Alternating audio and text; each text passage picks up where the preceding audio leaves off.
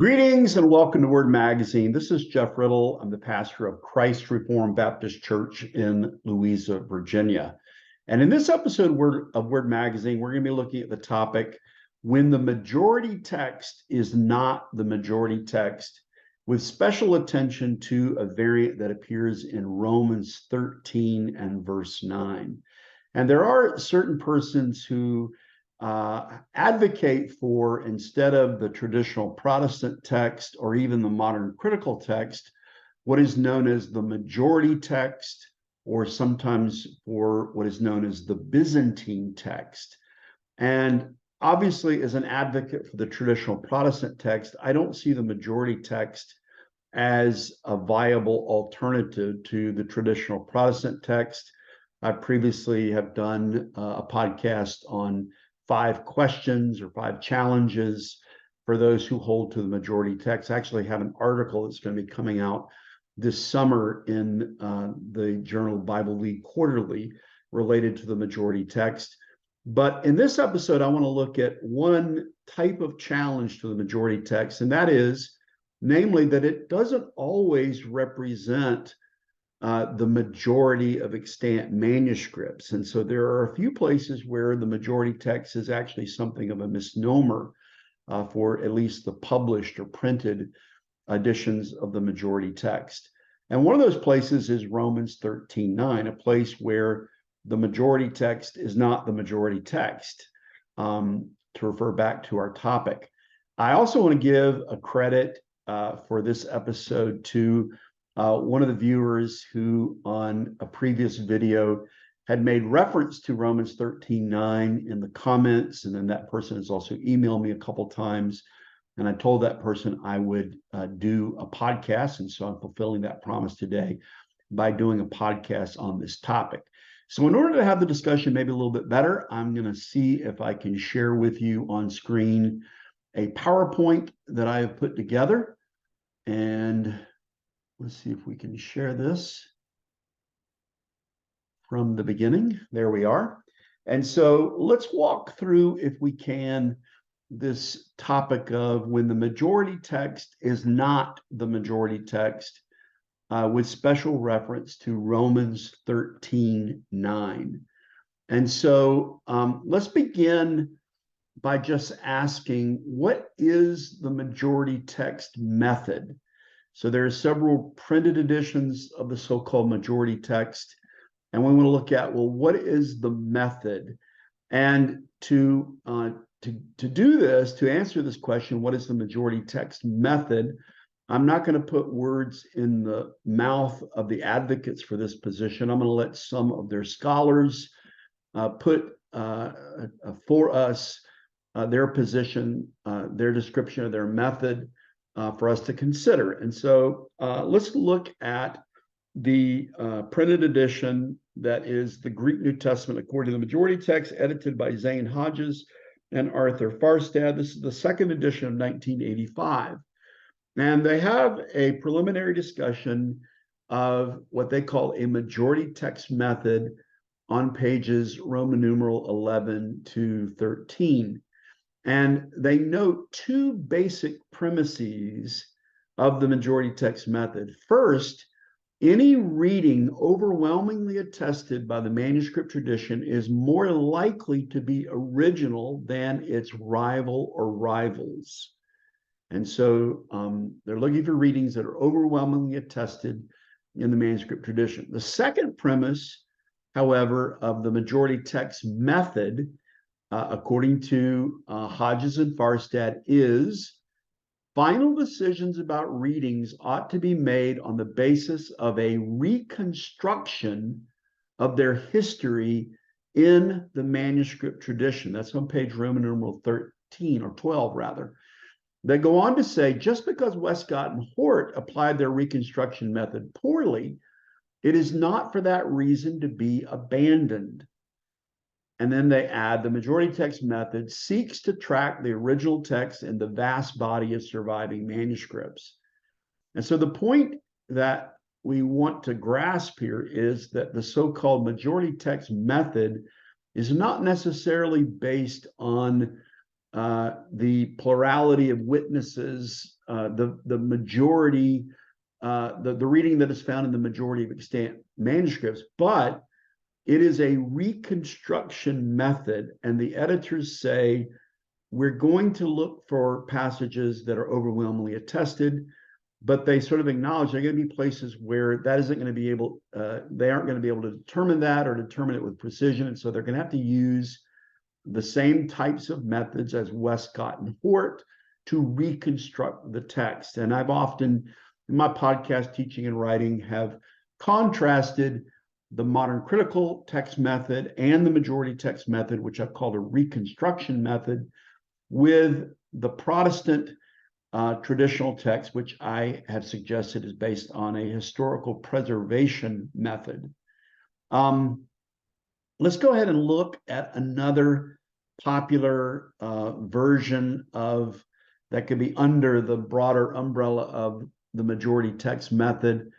And this is the Byzantine text form. And here I'm borrowing from the New Testament text in the original Greek, Byzantine text from 2005, as compiled and arranged by Maurice Robinson and William Pierpont.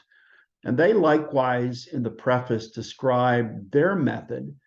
And they focus on a group of manuscripts that come from a particular era and that reflect the Byzantine period of Christianity.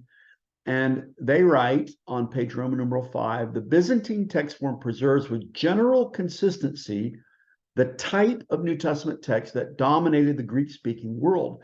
This dominance existed from at least the 4th century until the invention of printing in the 16th century. And then later they add on page Roman numeral 8, or Roman numeral pages Roman numeral 7 and 8, the Byzantine priority method functions within accepted text critical guidelines, utilizing all pertinent transmissional, transcriptional, external, and internal considerations when evaluating variant readings. The emphasis is upon what they call reasoned transmissionalism. So again, they are not necessarily looking for what is the predominant reading or majority reading in the Byzantine manuscripts, but they're going to apply a form of textual criticism, again, what they call reasoned transmissionalism, to evaluate variants. And so this is also a reconstruction method like that of Hodges and Farstad. And both of them are drawing upon the work of von Soden. So this position is, again, representing a reconstruction method. So just to make things clear, once again, let me offer this observation. The majority text method and the Byzantine priority method are not, in fact, based simply on determining the readings supported by the majority of extant manuscripts. They're both reconstruction methods. So they're not saying that the scriptures have been historically preserved, kept pure in all ages, in the way that the Westminster Confession of Faith and the Second London Baptist Confession of Faith put it in chapter 1 and paragraph 8, but that modern scholars can take the corrupted transmissional stream and they can examine it and they can correct it by reconstructing what they think is the proper text of the New Testament. And they say that this generally is found in the majority of currently extant manuscripts. So let's look at a place where they don't believe that the majority text actually represents the true text. And this is found in Romans 13:9. And so just for us to get a little bit of an idea of what is in play here, let me just read for you Romans 13:9 as it stands in the Authorized Version, which is based on the Textus Receptus, the received text. It reads, "For this, thou shalt not commit adultery, thou shalt not kill, thou shalt not steal, thou shalt not bear false witness, thou shalt not covet. And if there be any other commandment, it is briefly comprehended in this saying, namely, thou shalt love thy neighbor as thyself." And of course, if you're familiar with Paul's teaching in Romans 13, He is affirming the teaching of Christ, love your neighbor as yourself, from Leviticus 19:18. And he is saying that to do that, and I think in part of this too is also a reference, a remembrance of the so-called Great Commandment teaching of Christ: love God with your heart, mind, soul, and strength, love your neighbor as yourself. If one does this, he is keeping the moral law, and so all the second table, the moral law, is comprehended in the teaching, you shall love your neighbor as yourself. And so there's the listing of various elements taken from Exodus 20 of the 10 Commandments. Now, interestingly, if you're looking at this, it's not in the order exactly as in Exodus 20.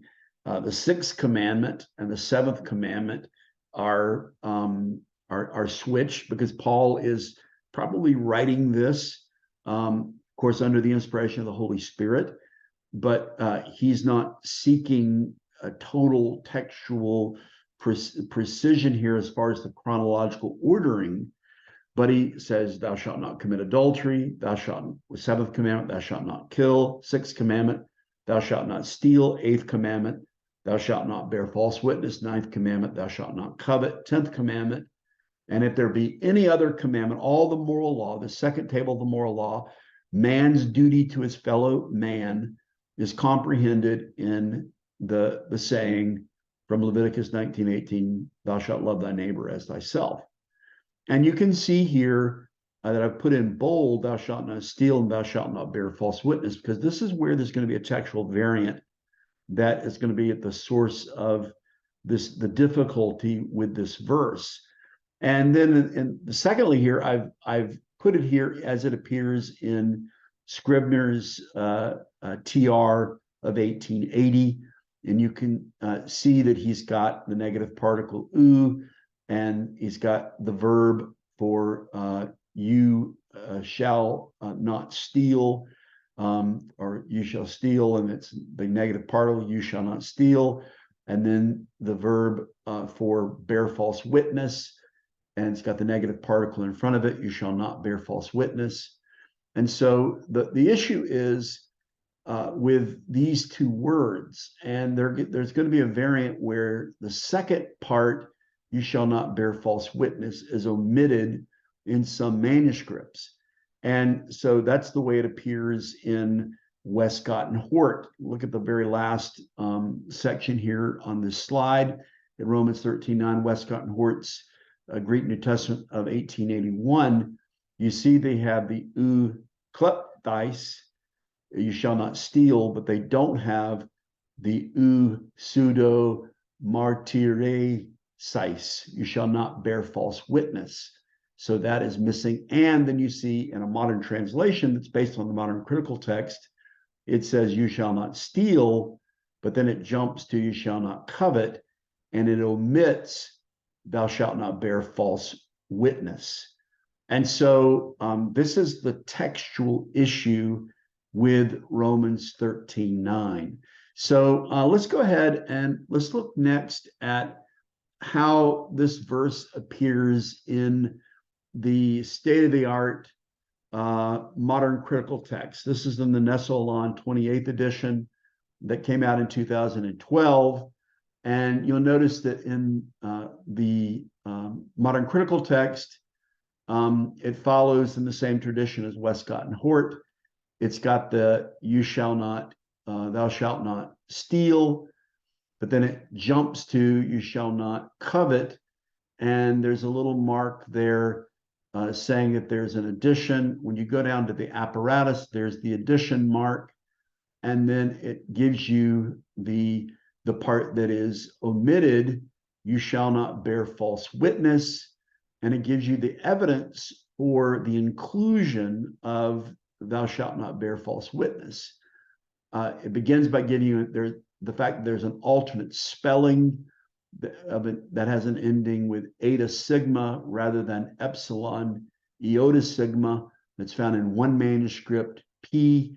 And then it says that the reading that includes you shall not bear false witness is found in Codex Sinaiticus. So one of the favorites of modern textual critics, is a witness in favor of the traditional text reading. There's P, we've already mentioned, which has an alternative spelling. Mentions a couple of other manuscripts like 048, then some minuscules, 81, 104, 365, with some variation, 1505, 1506. And then there's a note PM. PM, it doesn't mean post-meridian here in the Nestle-Aland apparatus. If you look at the front matter, the introduction to the Nestle-Aland, it tells you that PM means, stands for the Latin phrase per multi, which means very many. And the editors explain that they use PM when the witness of the majority text is divided in fairly equal strength between two or rarely three variant readings. The abbreviation PM appears then with both majority text readings. So what they're saying is that there are places where you can't determine what the majority text is, and they're saying this is one of those places. So there are very many manuscripts that support the inclusion of thou shalt not bear false witness, and also versions like these old Latin manuscripts, AR, B, the Clementine Vulgate, with some variation in the Herclean Syriac and the Bohairic. And the alternative textual variant is to not include thou shalt not bear false witness. And this is the text as it is in the Nestle-Aland 28th edition. And they give you some evidence for that. Papyrus 46 doesn't have thou shalt not bear false witness. Alexandrinus doesn't have it. Vaticanus, Bezae, FGL, Tsai, and then it lists a number of minuscules. And then there's the PM, the per multi. Many extant manuscripts, it says, don't have thou shalt not bear false witness. And then they also list a couple of versions, the Stuttgart Vulgate, the Peshitta Syriac, the Sahidic, with some variation, one of the church fathers, Clement of Alexandria and Ambrosiaster. So anyways, this is a place, Romans 13:9, where they don't give us the numbers, but they say there's not a distinctive majority text reading here. There are many manuscripts that include thou shalt not bear false witness in this list, and there are a number of manuscripts that don't include it in this list. I looked up Metzger's textual commentary, and he gives the modern critical text with the omission of thou shalt not bear false witness a B reading.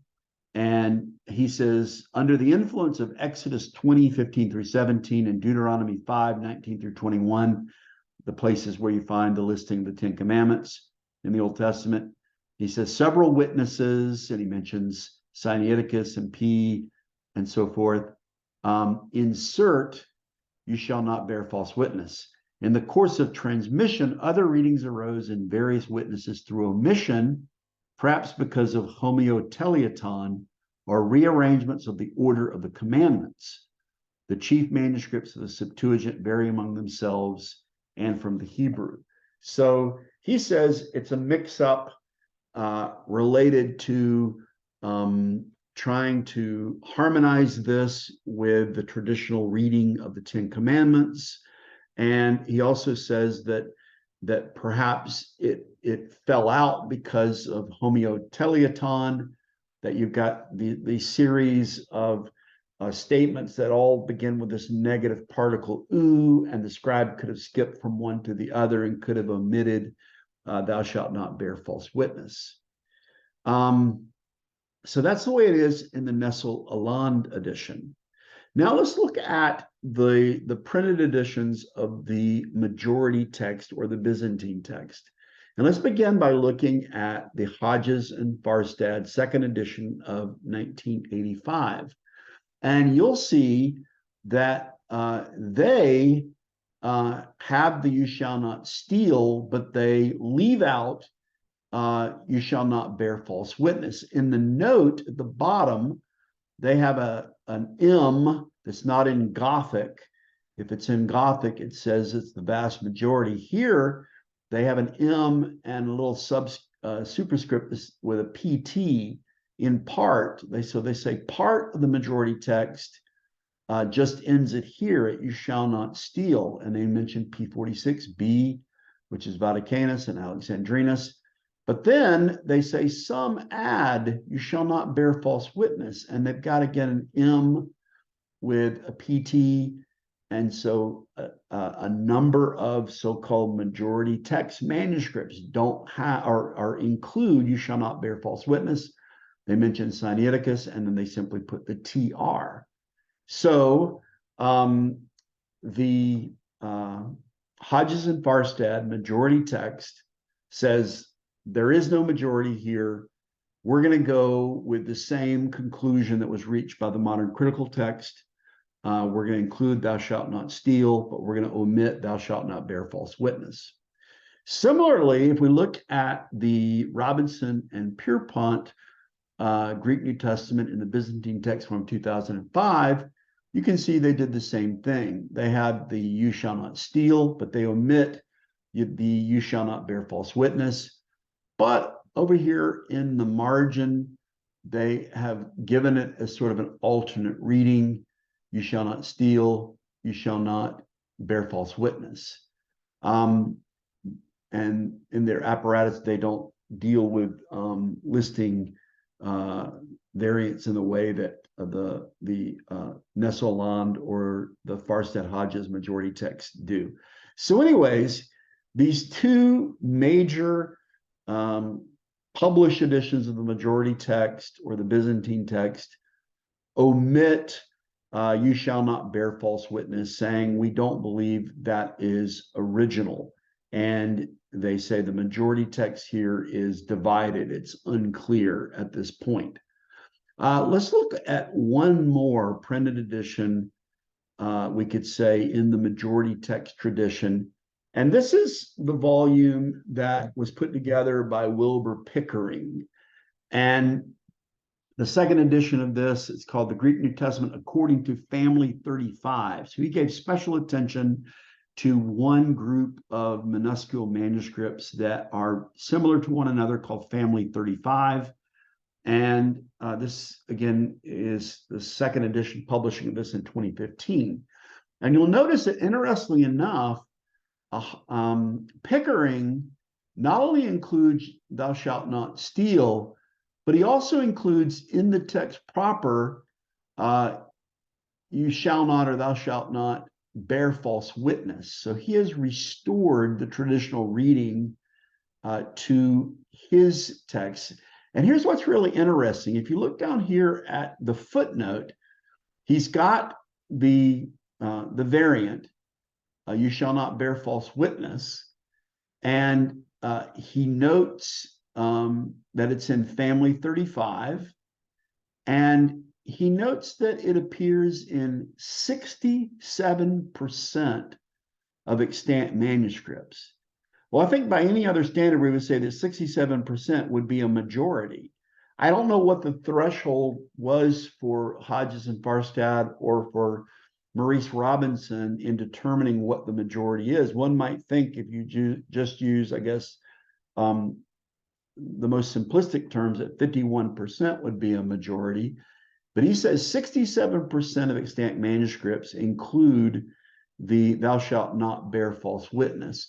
And you'll see he's given the alternate here.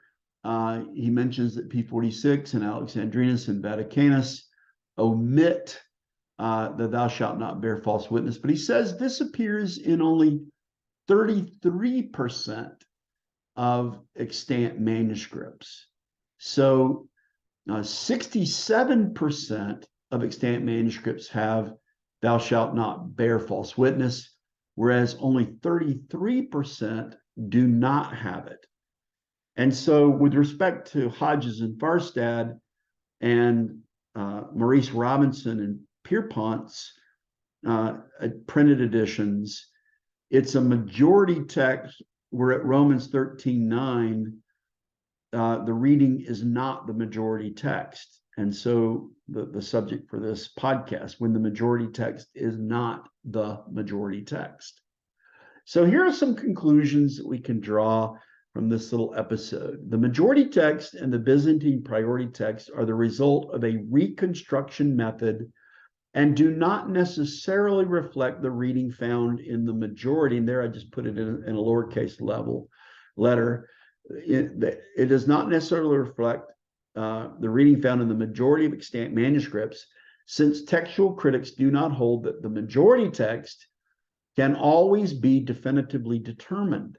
This is true not only in the book of Revelation, where there aren't a huge number of manuscripts, and so it's a persistent problem in the book of Revelation, but it's also a problem in other passages in the New Testament, like at Romans 13:9. In the case of Romans 13:9, according to Pickering, the TR text, which includes the phrase, thou shalt not bear false witness, is found in 67% of extant manuscripts, including the Uncial Sinaiticus, which is otherwise highly favored by modern textual critics. But this is not the reading that is found in Hodges and Farstad, nor is it the reading found in Robinson and Pierpont's Byzantine platform text. And so essentially, this majority text edition and this Byzantine platform edition actually agree with the modern critical text in choosing a minority reading rather than a majority reading. In the end, this will not surprise you.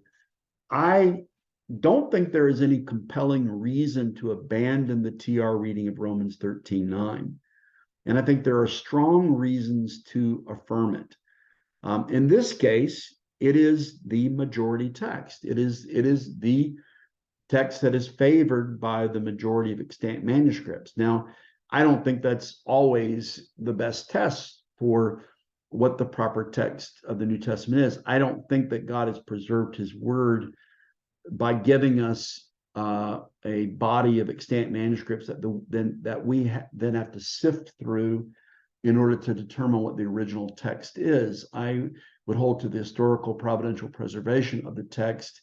And so I want to affirm what was affirmed at the time of the Protestant Reformation.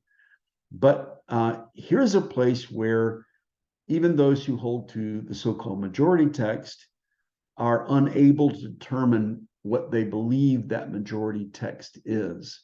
So with that, we're going to bring this episode to a close. I hope this has been helpful and edifying for those who are listening, and I'll look forward to speaking to you in the next issue of Word Magazine. Till then, take care and God bless.